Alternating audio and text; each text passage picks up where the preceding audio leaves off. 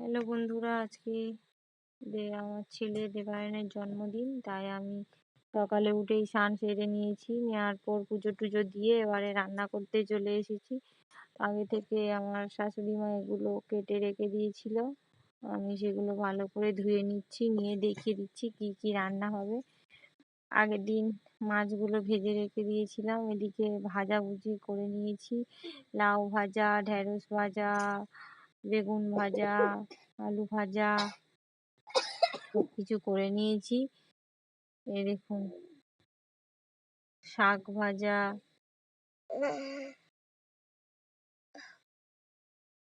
এগুলো সব ভাজা হয়ে গেছে।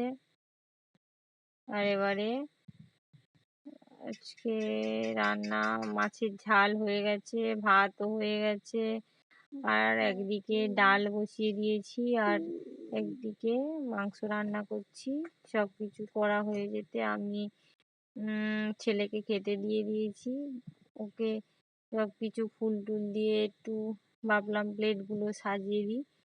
আর এগুলো ফুল দিয়ে সাজিয়ে টাজিয়ে তারপরে ওকে স্নান টান করিয়ে নতুন জামা কাপড় পরিয়ে দিয়ে এগুলো ওকে বসিয়ে দিয়েছি। দেওয়ার পর ওকে একটু আমি পায়েস খাইয়ে দিলাম।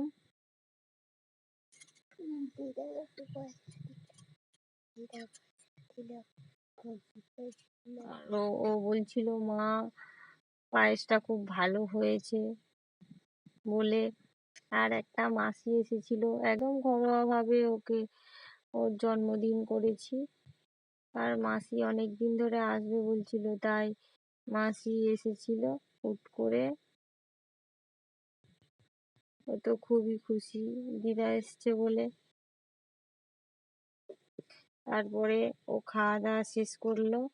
আর এবারে রাতে, আগেই বলেছি, খুবই ঘরোয়া ভাবে আমরা ওর জন্মদিন পালন করেছি। একটা কেক এনেছিল, কেকটাকে নতুন জামা কাপড় পরিয়ে কেকটাকে ও কাটলো, কেটে সবাই দাদুর গালে দিল, সকলের গালে দিল। আর এটা যদি ভালো লাগে